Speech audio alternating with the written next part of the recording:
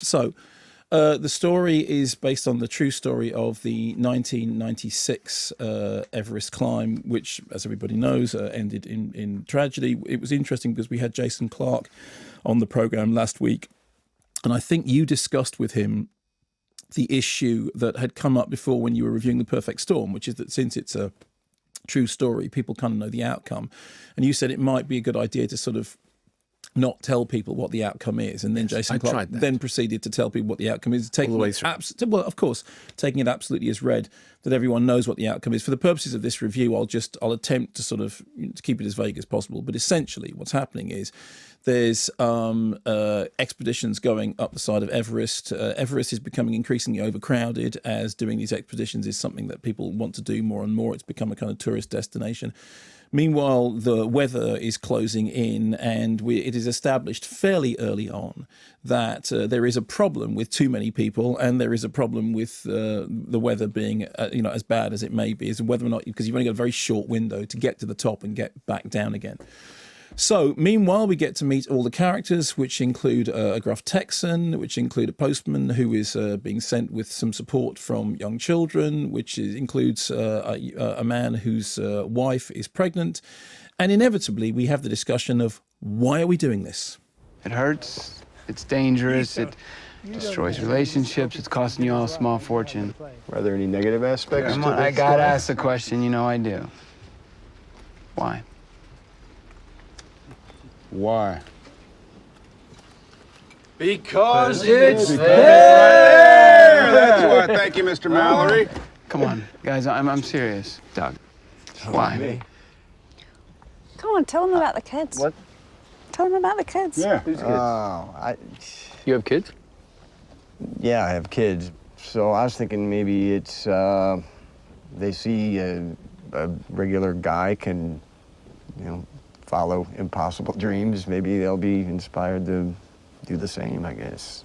So we get the sort of, the philosophy, we get the explanation of why we might do it, including the famous because it's there.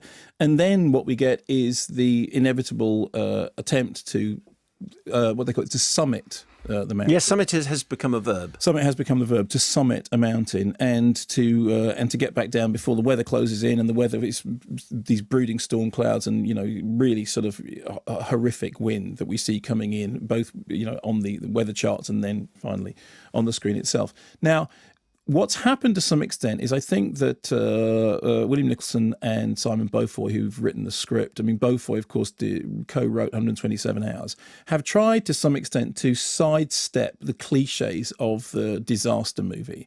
The disaster movie, we've talked about this before, has certain sort of inbuilt things which you can really say at the beginning, how everything's going to pan out, which characters are going to do what's going to happen to each character. And in fact, recently there was the earthquake movie, what was it called, San Francisco? Yes. San Francisco. That one. With which absolutely played like an old 60s, 70s disaster movie in that it just ticked every single one of those boxes. In the case of this, I think they do try to avoid that. But the fact is history. And certain things happen in the course of Everest, which does try also to stick pretty closely to the facts, at least as well as they're known, in which we are given scenes which actually, if you were a screenwriter making up fictional sequences, this is the stuff you would have come up with. So it's conversations between people stranded on mountains and people back at home through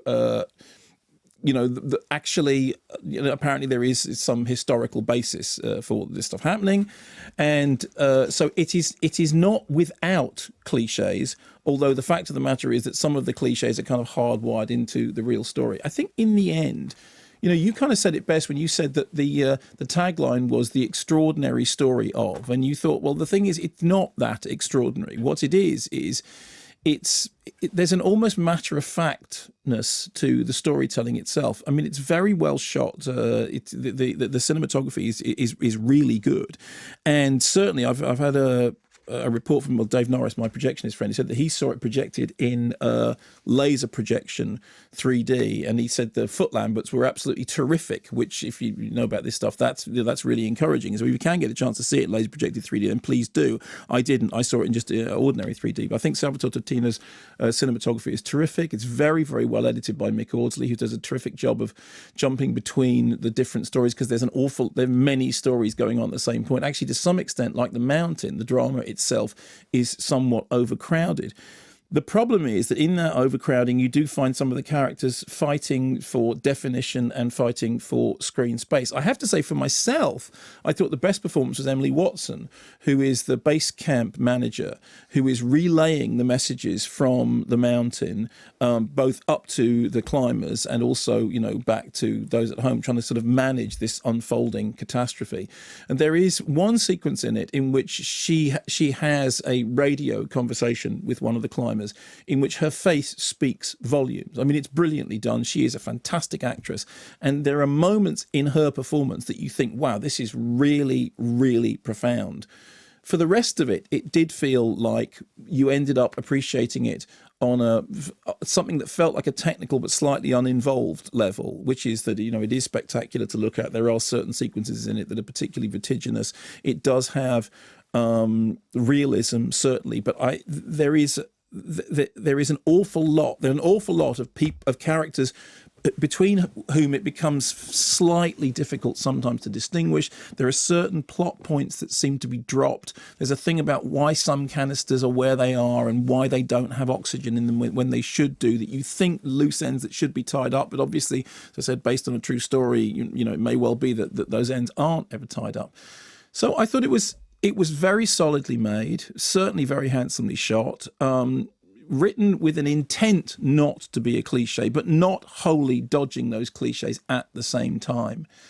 And overall, I would, if you go to see it, it's probably worth seeing on the most spectacular screen, because as I said, from people who've seen it, they say the spectacle is really awesome. I saw it on an ordinary size screen, very well projected, and I thought it looked very handsome and very impressive. I'm just not sure that it's an awful lot more than that.